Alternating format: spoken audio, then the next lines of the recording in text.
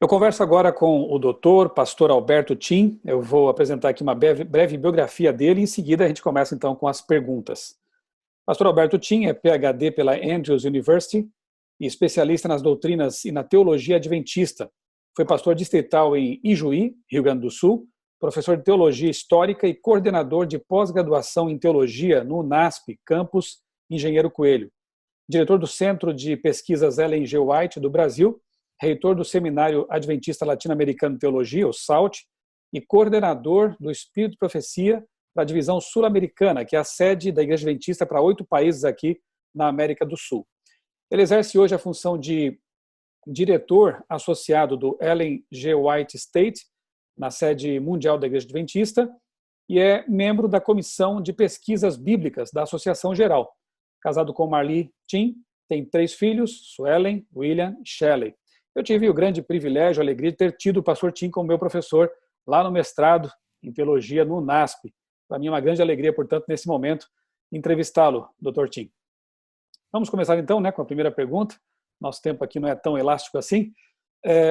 O senhor poderia brevemente explicar o que são preterismo, futurismo e historicismo e por que nós, adventistas, adotamos o historicismo? Essas são escolas de interpretação profética. Em realidade, nós cremos que tanto os profetas bíblicos como o cristianismo, ao longo dos tempos, seguia a escola historicista, e ela tem base bíblica. Especialmente de uma forma simples assim, seria a questão ali de que as profecias bíblicas se cumprem ao longo dos séculos, ou seja, não existem rupturas ou lacunas proféticas, elas se cumprem ao longo da história humana. E base bíblica para isso nós temos no livro de Daniel. Por exemplo, no capítulo 8 de Daniel, mais especificamente ali, os versos 20 e 21 do capítulo 8 de Daniel, aqui diz bem claramente que aqueles períodos, aqueles animais que foram mencionados, o carneiro com 2 chifres que viste e também o bode peludo, eram os reis da Média e da Pérsia.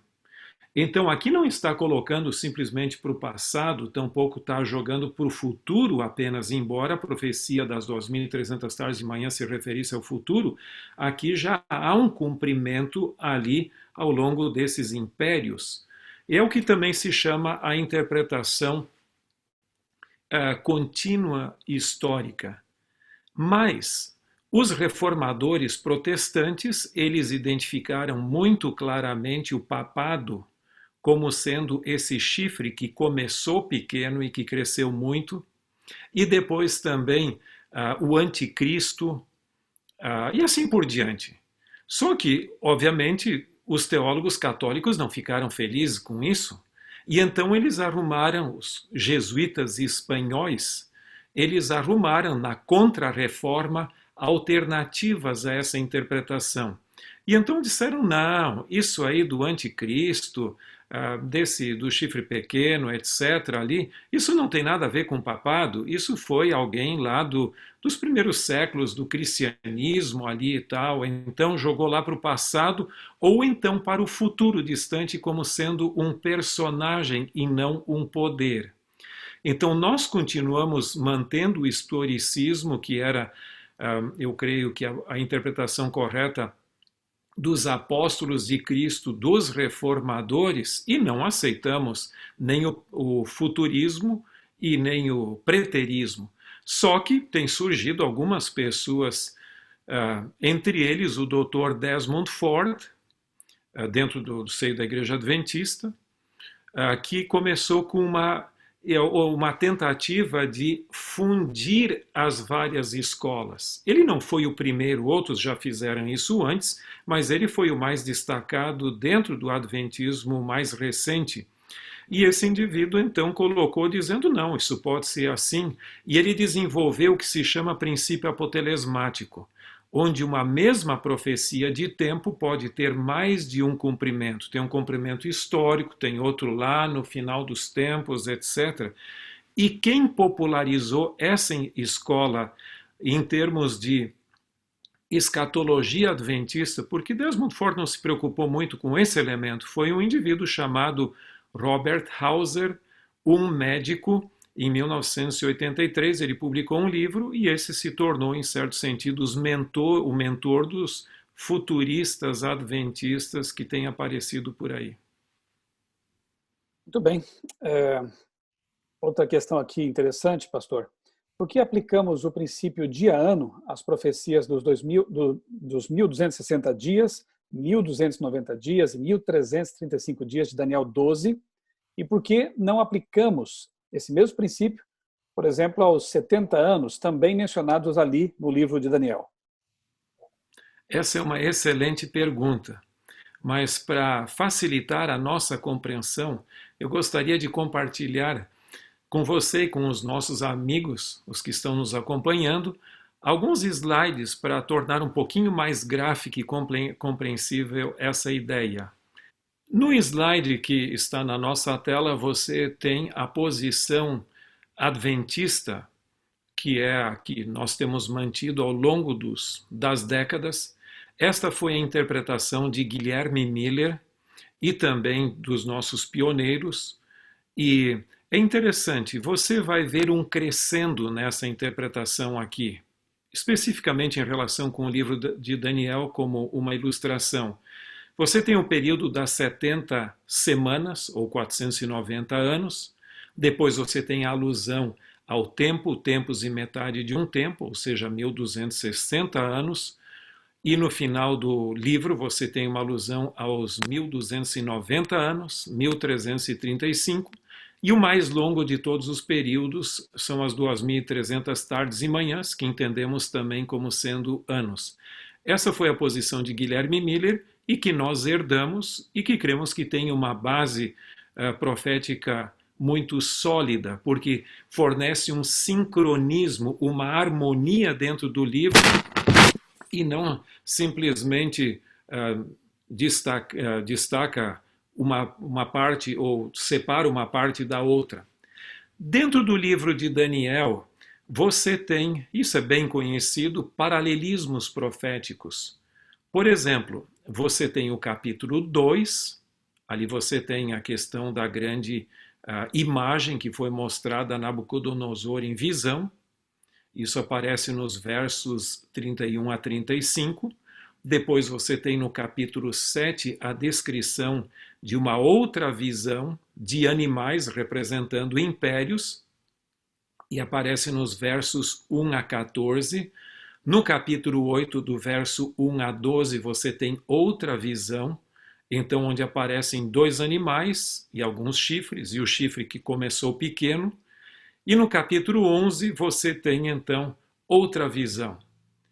É interessante que alguns argumentam da seguinte maneira: esses 1.290 e 1.335 dias que aparecem no final do livro, no capítulo 12, eles não podem ser períodos proféticos porque aparecem numa descrição posterior histórica. Esse argumento não é válido por uma razão. Dentro do livro de Daniel, os períodos de tempo que aparecem relacionados a uma visão nunca aparecem dentro do corpo da própria visão, mas sempre em uma explicação posterior à visão.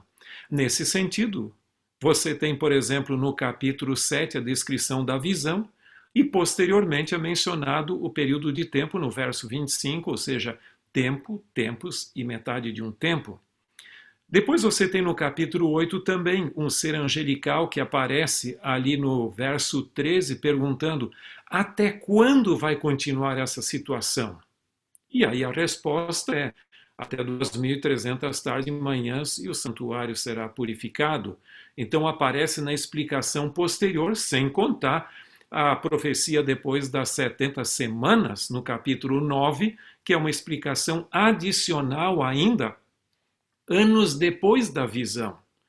Agora, no capítulo 12 de Daniel, você não tem nada de diferente. É uma explicação posterior dada em relação com a visão. E como eu sei que ela tem a ver com a visão?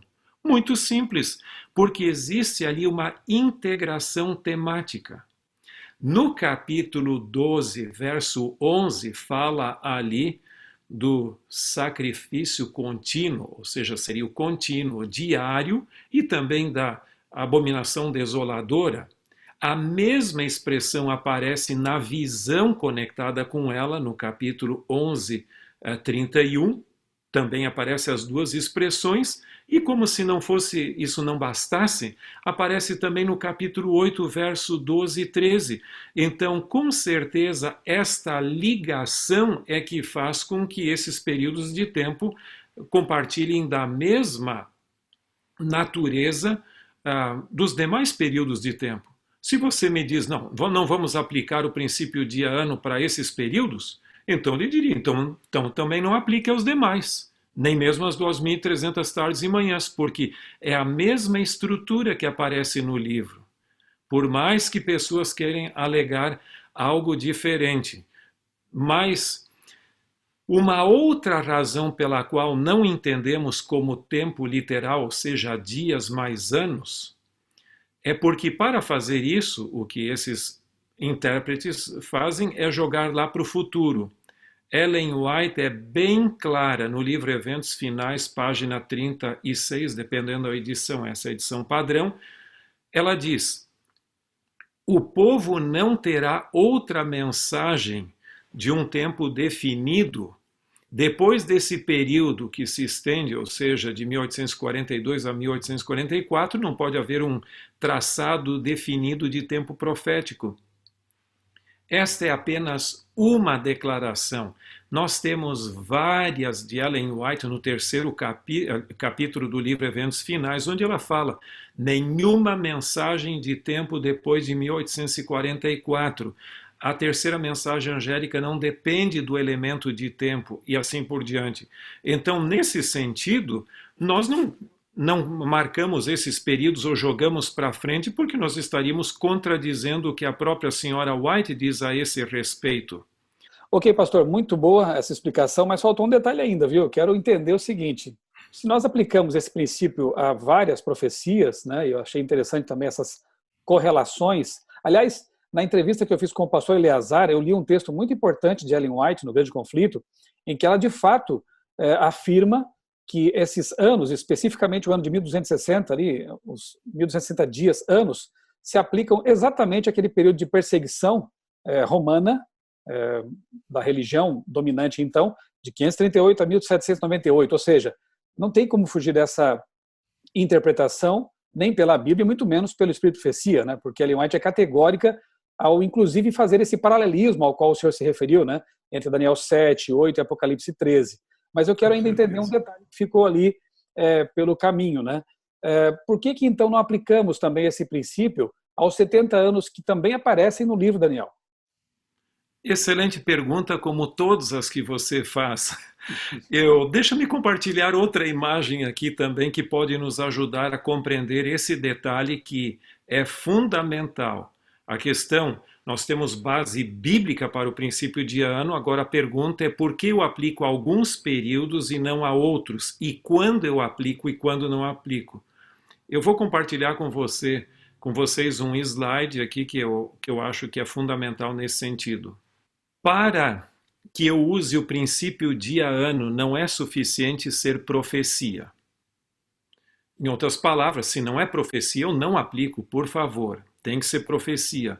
Mas também não é suficiente ser profecia. A profecia deve estar inserido num contexto simbólico. Também não é suficiente ser simbólico. A entidade básica da profecia deve estar em miniatura. Então é mais ou menos como o zoom.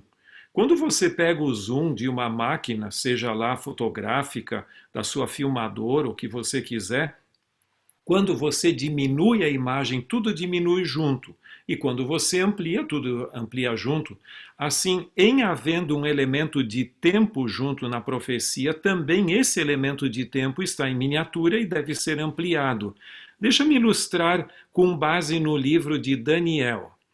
No livro de Daniel, nós temos vários períodos de tempo ali, mas alguns dizem até o seguinte: mas Por que usar Números 14, 34 e Ezequiel para interpretar Daniel e também o Apocalipse?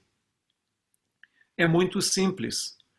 Em todos esses casos, inclusive no livro do Apocalipse, eu não vou entrar nesses detalhes por uma questão de tempo, para não alongar muito a nossa consideração, mas veja o seguinte: em Números 14 você tem 12 espias que foram à Terra Prometida, cada um representando uma entidade mais ampla, ou seja, uma tribo. Portanto, 12 espias representam 12 tribos. Consequentemente, o próprio capítulo diz que 40 dias de peregrinação ali visitando a Terra Prometida representariam 40 anos. 40 dias, 40 anos. Por sua vez, em Ezequiel capítulo 4, o profeta Ezequiel é solicitado a construir uma maquete, uma miniatura de Jerusalém. Constrói uma pequena cidade, põe muros à volta, e aí põe fortificações, etc., e exércitos. Então você tem toda uma miniatura ali. Mas não só isso.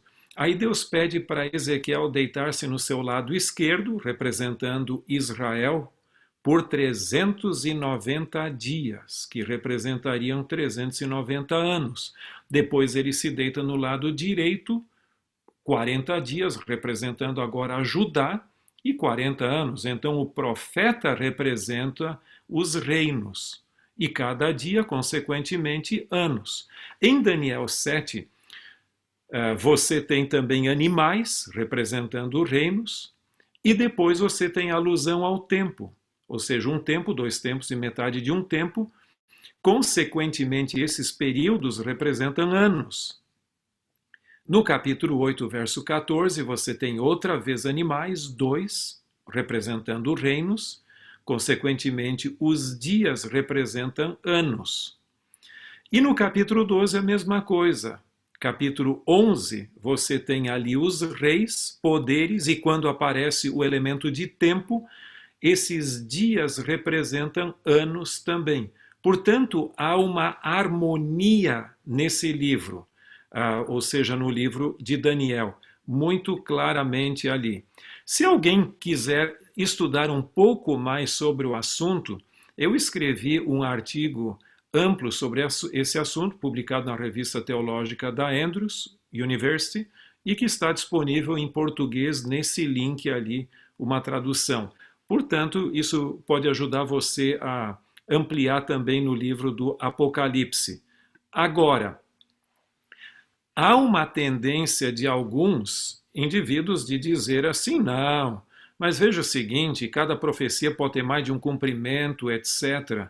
Só que tem uma coisa, Ellen White não reconhece múltiplos cumprimentos para períodos de tempo, e essa nunca foi a posição da igreja. Esta é a atitude de pessoas que seguem o futurismo ou o princípio apotelesmático de interpretação profética. Mas Ellen White diz bem claramente, os períodos aqui, ou seja, de Daniel 11, e depois aparece de novo 2 capítulos depois, ou seja, os 42 meses, os 1260 dias são o mesmo, representando igualmente o tempo em que a Igreja de Cristo deveria sofrer opressão de Roma. Os 1260 anos de supremacia papal começaram em 538 de nossa era e terminariam, portanto, em 1798. É o que Ellen White diz no livro Grande Conflito, página 266. Mas ela tem outra declaração semelhante, até mais explícita, na página 439. Ela diz, os 42 meses são o mesmo que tempos e metade de um tempo, 3 anos e meio, ou 1260 dias de Daniel 7. Tempo durante o qual o poder papal deveria oprimir o povo de Deus. Esse período, conforme se declara nos capítulos precedentes, começou na supremacia do papado no ano 538 de nossa era e terminou em 1798. Portanto, não resta a menor dúvida, Ellen White não dá espaço para dizer, não, sim, tudo bem, mas lá no período da história do cristianismo, você tem o cumprimento dos 1260 anos ali, de 538 a 1530, aliás, de 538 a 1798, mas depois nós vamos ter um outro cumprimento dos 42 meses, ou seja, ali desse período de 3 anos e meio no futuro. Não existe isso. Você não encontra em nenhum lugar base bíblica ou em Ellen White para esse tipo de cumprimento futuro dos períodos ali.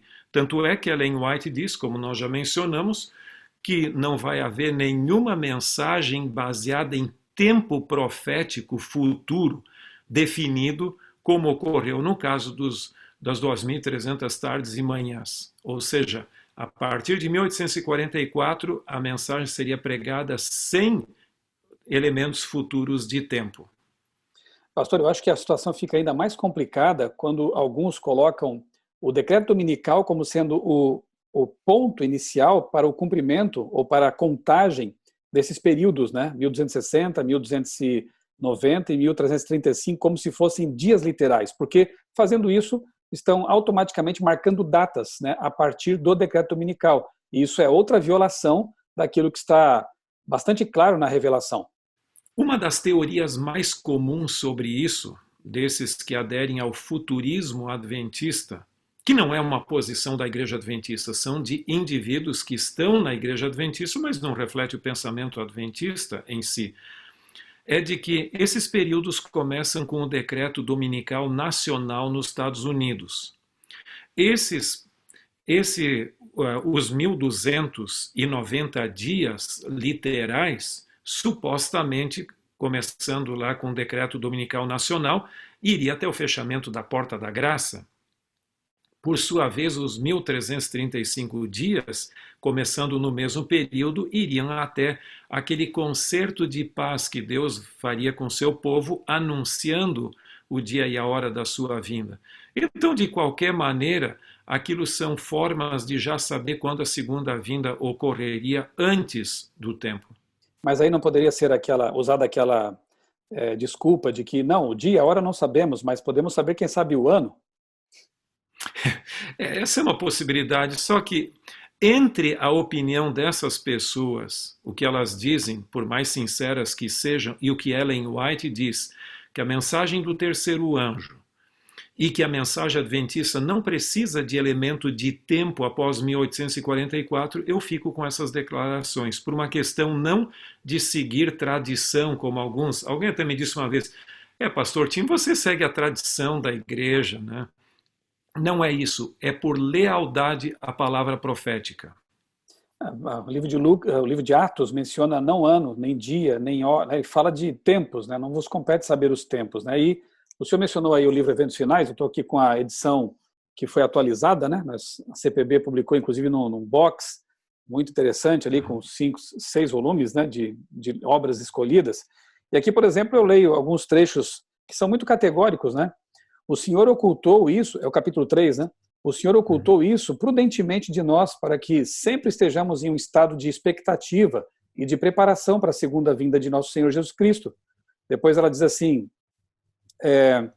espero que não se alastre a impressão de que marcamos tempo, que não sejam feitos mais comentários. Eles não produzem nenhum benefício. Não procuremos obter um reavivamento com base em algo dessa natureza, mas que se tenha cautela no que se diz, para que pessoas fanáticas não se aproveitem de alguma coisa para produzir uma agitação que entristeça o Espírito do Senhor. Mais ainda, nossa posição tem sido de esperar e vigiar, sem definir algum tempo, para interpor-se entre o fim dos períodos proféticos em 1844 e o tempo da vinda do nosso Senhor. Ou seja, muitas outras citações bem interessantes aqui, categóricas, né?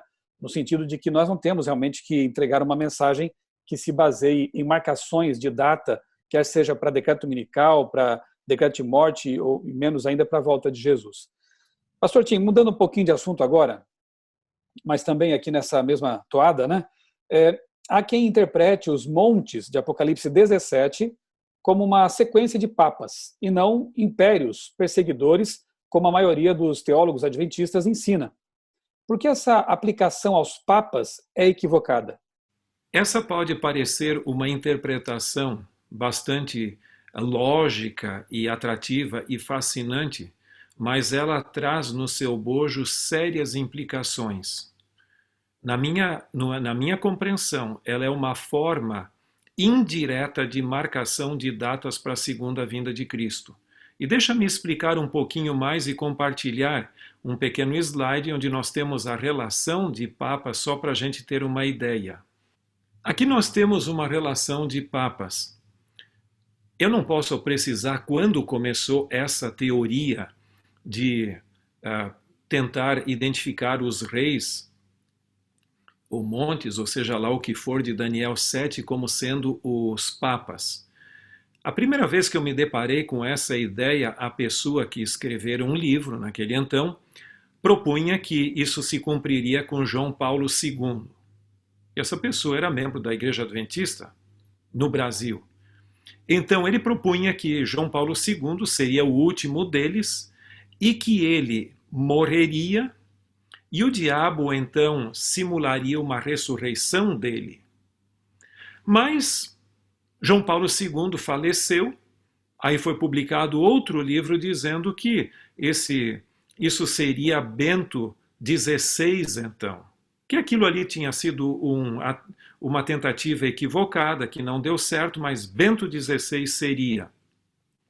Só que acontece que Bento XVI renunciou ao pontificado e entrou então Francisco I.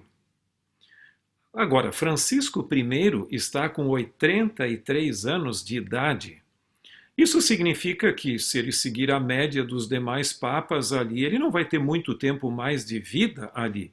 Então, isso é uma forma de dizer que, dentro do período do pontificado dele, Jesus deve voltar, porque ele seria o último dos papas.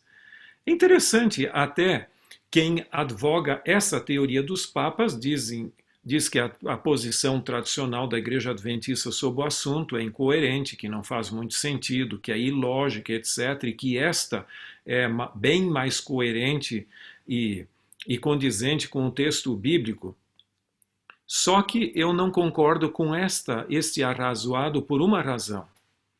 Bom, em primeiro lugar, se você quiser saber qual é a posição adventista tradicional sobre o assunto, dê uma olhada no Comentário Bíblico Adventista, volume 7, nas páginas 940 a 953, você tem ali, no caso, a descrição do que o comentário bíblico fala sobre o assunto.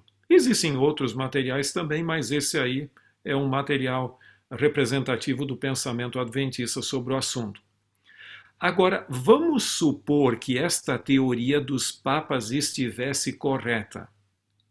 Então, para cumprir esta profecia da forma como esses pregadores dizem, ou seja, que você tem que ter pelo menos 7 ou 8 papas ali, e isso cobre um período de aproximadamente 100 anos, eu não vejo como, então, explicar o que Ellen White fala no livro Evangelismo, páginas 694 a 697, onde ela fala na seção A Causa da Demora, por que Jesus não veio ainda. Em nenhum lugar ela diz ali que faltam profecias serem cumpridas, ou que ainda a sequência dos papas não foi concluída, portanto Jesus não poderia voltar. Nada disso. E lembra-se que profecias apocalípticas não são condicionais, elas são preditivas, frutos da presciência divina, e portanto têm que se cumprir. Agora, como fica a declaração? Ellen White diz bem claramente nessa sessão que se os mileritas houvessem mantido firmes a sua esperança e cumprido a missão no mundo, Jesus teria voltado pouco depois de 1844. E depois ela diz também que se a igreja houvesse aceito a mensagem da justificação pela fé, unanimemente cumprido a sua missão, o alto clamor do terceiro anjo teria vindo e o fim teria ocorrido pouco depois. Em ambos os casos, o cenário escatológico estava montado. Nesse caso, Foi uma ilusão. Jesus podia ter vindo ali? Não, porque teria que esperar que os papas ainda aparecessem em cenas e isso não ocorreria senão bem depois na nossa época. Há uma outra implicação maior ainda. Ellen White fala, por exemplo, nessa mesma sessão, você pode ler depois, ela escreveu ali por 1901, 1903, assim por diante, que não era propósito de Deus que a igreja ainda estivesse aqui e que a obra estava com anos de atraso. Sinceramente, desculpe a sinceridade nesse lado, mas eu não consigo ver como encaixar essa teoria dos papas a partir do período ali de Mussolini, etc., que você colocar todos esses papas para frente com essas declarações de Ellen White. Elas contradizem claramente o que Ellen White fala sobre esse assunto, sem contar a ideia que quem vivesse ali tinha que esperar ainda tantos papas pela frente até Jesus voltar e a nossa geração, e vamos supor que esse não seja o último papa. Bom, aí se marca o seguinte: nós não podemos, em interpretação profética, ficar pulando de galho em galho de um papa para o outro. Eu acho que, nesse sentido, o melhor é nós deixarmos essas questões de lado e nos apegarmos no preparo para a segunda vinda. Mas há pessoas que acham isso uma questão quase que de vida ou morte, ou seja, um assunto muito importante. Se você não define claramente, você está sendo infiel à palavra de Deus. Eu não penso dessa maneira. Pastor, inclusive o que eu percebo é que muitas vezes esses pregadores de ideias aí exóticas, né, acabam colocando a própria profetisa, colocando Ellen White contra a Bíblia. E pior, né, levam as pessoas depois a verdadeira incredulidade quando essas datas não se cumprem, né? Não acontece o que foi vaticinado. Interessante que tanto Tiago White, na época dele, quanto o Dr. Gerhard Hasel, no prefácio de um livro, eles dizem o seguinte: em relação com profecias não cumpridas, é muito fácil o intérprete começar a especular, dando a impressão de que ele é o grande intérprete que conhece mais do assunto e se tornar um profeta por sua própria conta. Cuidado com isto. O objetivo da profecia não é primariamente explicar todos os pormenores ali, é realmente dar confiança que Deus está conduzindo a história ao seu desfecho, que é a segunda vinda. Agora, os detalhes são importantes, mas não necessariamente. Agora, muitos desses, eu me preocupo muito com alguns desses pregadores, porque estão mais preocupados com o tempo e os sinais da segunda vinda do que com aquele que vem. Exato. Então a mensagem não é focalizada em Jesus que está por vir e tudo mais, é mais ficar estacionando o carro junto às placas de trânsito que estão à beira da estrada do que continuar. Para mim, a interpretação profética, se nós ignorarmos as placas de trânsito, não tendo um GPS, não conhecendo o caminho, a gente pode perder o rumo. É verdade. E errar o caminho. Mas você também não estaciona o seu carro diante de uma placa e fique com ela. Seu objetivo, e o nosso objetivo, é a Nova Jerusalém, estarmos com Deus. Esse é o objetivo. O demais pode ser importante, mas não o tanto de transformar meios em fins. E acho que é bom dizer também que nós, pastores adventistas, não estamos aqui com isso querendo ignorar o fato de que percebemos, sim, que a volta de Jesus se aproxima, né, e os sinais apontam para isso, a incidência, a intensidade, a menor frequência com que tem acontecido, tudo isso são indicativos, mas a ênfase que o próprio Cristo deu é do preparo diário, né, de uma comunhão com Cristo constante, a fim de que estejamos prontos a cada momento, qualquer momento, nós estejamos preparados para a vinda dele. Pastor, outra ideia que parece voltando aí com certa força, mas que não é novidade, é a tal teoria dos 6.000 anos. O que o senhor pode dizer sobre isso? Essa teoria tem sido advogada ao longo dos tempos, não é uma questão. Os judeus já tinham essa ideia de que 6.000 anos da história da humanidade, ou seja, que os dias da semana da criação eram simbólicos de 1.000 anos.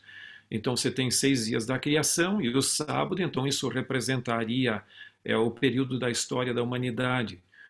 Um dos cronologistas que mais tocou em cima disso também foi o próprio James Asher, na sua cronologia, e ele tem muita coisa boa, mas ele datou, por exemplo, a criação ali de 4004. Então, o nascimento de Jesus ocorreu mais ou menos 4 antes de Cristo, por causa de um pequeno erro no cálculo da cronologia, e vários esperavam a segunda vinda de Cristo, ali por 1996, porque terminaria supostamente os 6.000 anos. Ao mesmo tempo, também, você vai ver que Guilherme Miller cria que os 6.000 anos terminariam em 1843. E eu tenho os escritos de Guilherme Miller sobre o assunto, e ele dizia isso. Ellen White fala sobre 6.000 anos da história da Terra e tem várias declarações sobre elas, e eu gostaria de mostrar para você, que está nos acompanhando, apenas uma delas, para que a gente tenha uma ideia do que ela diz. Essa declaração é do livro Patriarcas e Profetas e também está em O Lar Adventista, página 539, e essa tem sido citada ultimamente, e aqui diz: o grande plano de redenção tem como resultado trazer de novo o mundo ao favor de Deus, de uma maneira completa. Tudo que se perdera pelo pecado é restaurado. Não somente o homem é redimido, mas também a terra, a fim de ser a eterna habitação dos obedientes. Durante 6.000 anos, Satanás tem lutado para manter a posse da terra. Agora se cumpre o propósito original de Deus ao criá-la. Os santos do Altíssimo receberão o reino e possuirão o reino para todos sempre e de eternidade em eternidade. Esta é uma de várias citações de Ellen White que tem sobre esse assunto. O Dr. Warren Jones, que trabalhou uma época na Andrews, ele escreveu um artigo muito interessante, Ellen G. White and Biblical Chronology, ou seja, Ellen White e a cronologia bíblica. E esse artigo foi publicado na revista Ministry de abril de 1984, nas páginas 20 a 23, que é acessível nesse site também. Nele ele fala, ele comenta e analisa as diferentes declarações de Ellen White sobre o assunto. Ela diz quase 6.000 anos, por 6.000 anos, mais de 6.000 anos, e assim por diante. Então ela não coloca os 6.000 anos como um cálculo profético específico, como as 70 semanas, ou então os 1.260 dias, ou as 2.300 tardes e manhãs, não. É em termos gerais. Agora, eu tenho dificuldade com essa questão de jogar para o futuro esses períodos, ou seja, o término dos 6.000 anos, por uma razão muito simples. E é a questão de, se você coloca para frente, como Ellen White estaria falando de uma tardança da segunda vinda. Então não faz sentido. Então simplesmente está dentro do plano de Deus, os 6.000 anos ainda não se cumpriram, nós ainda não temos todo o cenário ali, então Deus está simplesmente esperando que os 6.000 anos acabem para daí voltar. E mesmo aquilo que o senhor disse há pouco, né, sobre o fato de Jesus já ter podido voltar, né, 1884, 1844, 1888, né, isso também mostra que não há uma precisão cronológica aí, né. Bom, recentemente um pregador, um pastor sul-africano, Dr. Walter White, ele postou um vídeo em que ele dá força, né, a essa teoria dos 6.000 anos, que o senhor acabou de explicar, e inclusive, embora ele tenha dito no segundo vídeo que não previu datas, não marcou datas, no primeiro vídeo ele induz, né, de certa forma, a conclusão de que 2027 seria o prazo final aí para que tudo chegue ao termo, né, ao fim. Mas ele fala ainda que é possível haver um encurtamento de tempo e Jesus voltar ainda antes de 2027. Eu disse na introdução desse vídeo que nós estamos aqui discutindo ideias e não pessoas, né? E até aqui é o que temos feito, com todo o respeito, com toda a consideração cristã. Mas eu queria então, pastor Tim, que o senhor fizesse uma avaliação desse vídeo que acabou criando uma série de polêmicas, né? Também aqui no Brasil. Com respeito à posição dele, é uma posição extremamente artificial, por algumas razões. Se você pegar, por exemplo, a cronologia do Antigo Testamento, você vai ver que a cronologia de Asher, que eu mencionei, desse bispo irlandês que escreveu toda a Bíblia, ali com datações, segundo ele, coloca o início da história humana em 4004 antes de Cristo, e aquilo é baseado largamente em cima das genealogias do Antigo Testamento. Você sabe que as de Mateus e Lucas, elas têm lacunas.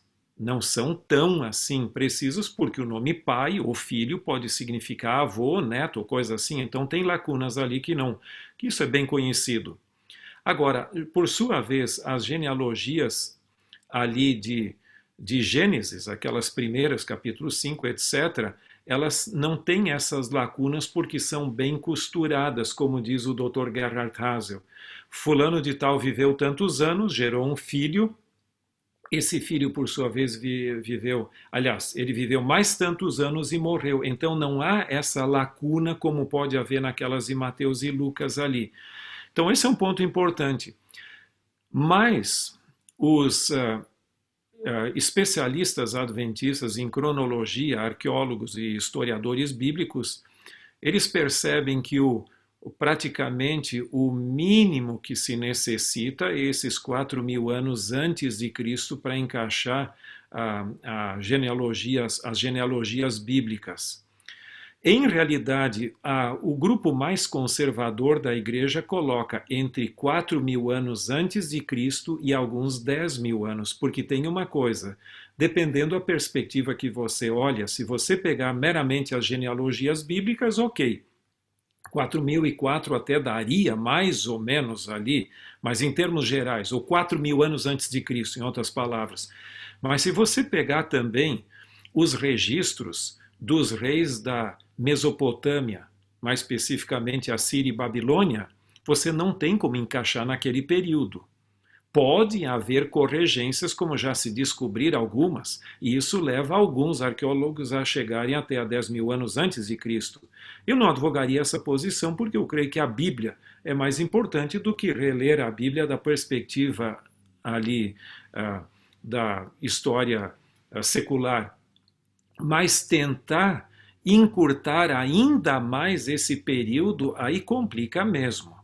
E nesse sentido, eu creio que o que ele está fazendo é tentando realmente ainda encurtar mais esse período de uma maneira artificial. Qual é o critério dele? Ele acha que são 2.000 anos depois de Cristo. Então, essa ideia do ano 4 antes de Cristo em relação com o nascimento de Cristo não deu certo. Porque o ano de 1996, ou seja lá, aproximadamente, passou e nada aconteceu. Então agora ele pulou na próxima possibilidade, que é o ano do batismo de Cristo. Então, 2.000 anos, do ano 27, levaria ao ano 2027. Agora, vamos supor que isso não aconteça. Jesus pode voltar antes ou um pouco depois. Se não der essa, provavelmente vão ter outras pessoas dizendo, não, ele estava equivocado, é o ano 31, o ano da morte de Cristo. Tá bom, você põe aí 2.000 anos, 2031. Não deu esse, você vai para o ano 34, que é o final das 70 semanas ali. Então seria 2034. Lembrando o que nós já falamos anteriormente, a mensagem adventista não precisa desse tipo de especulação em termos de tempo. Ela tem força em si mesmo. E nós já tratamos desse assunto, e eu gostaria apenas de reiterar que, para aqueles que creem na veracidade das declarações de Cristo, daquele dia e hora ninguém sabe, não vos compete conhecer tempos ou épocas, ou as várias admoestações de Ellen White, começando no ano de 1850, onde ela insiste, vez após outra, a não mesclarmos elementos de tempo com a mensagem dos 3 anjos, ou mais especificamente a terceira mensagem angélica, nós não precisamos disso. Nós sabemos, em termos gerais, pela configuração do mundo, que estamos chegando na reta final da história. Mas não precisamos mesclar com essa poderosa mensagem que temos que pregar ao mundo esses elementos especulativos em relação com o tempo e outras questões relacionadas. É lógico que eu gostaria muito que Jesus voltasse antes de 2027, né? Quem não gostaria disso, né? Com certeza. Terminar de criar meus filhos no céu e, enfim. Mas eu fico pensando, pastor, se passar de 2027, ou então se esses dois papas, o emérito e o atual, falecerem nos próximos anos, o que é provável, quantas pessoas, mais uma vez, terão ficado desapontadas, terão talvez até perdido a fé por fazer algo que a revelação nos orienta a não fazer. Então eu espero que realmente esse nosso vídeo chegue a muitas pessoas e que elas possam refletir realmente no que é mais importante nesse momento, que tenhamos uma fé madura, tenhamos uma expectativa sadia e um preparo diário para a volta de Jesus. Eu quero agradecer muito, pastor Tim, por sua disponibilidade, por dedicar um tempo para esclarecer essas questões tão importantes. O senhor gostaria de deixar um recado final aqui, nessa nossa conclusão da entrevista? Com certeza. Há uma declaração de Ellen White que eu acho que é o que mais nós precisamos hoje. E deixa-me compartilhá-la para que você possa acompanhar a leitura comigo também. Essa é uma declaração de Ellen White que ela publicou na revista Signs of the Times de 20 de outubro de 1887. E ela diz: viva a vida de fé dia a dia. Não se torne ansioso e preocupado acerca do tempo de angústia, tendo assim um tempo de angústia antecipado. Não fique pensando, temo não suportar o grande dia de prova.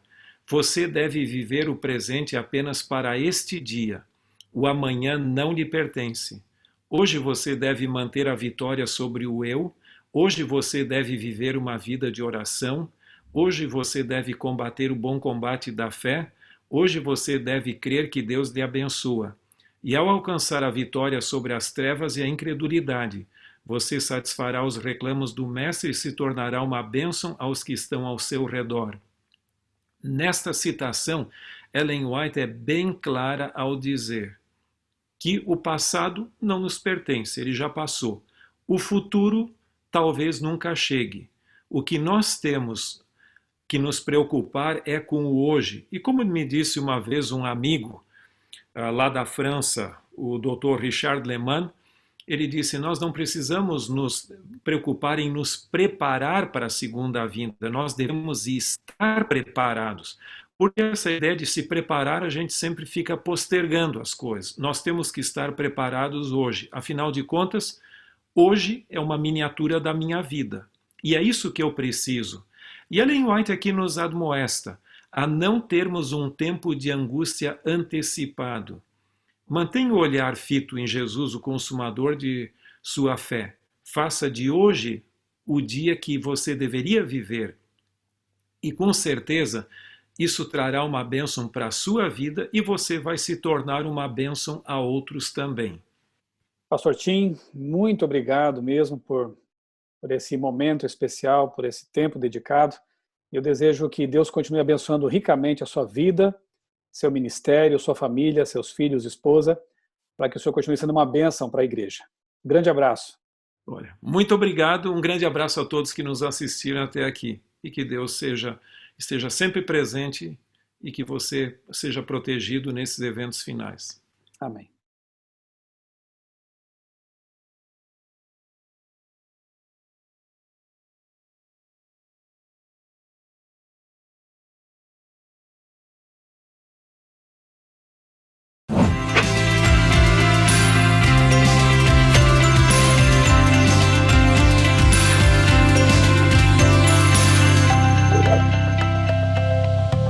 Fala sério, mano.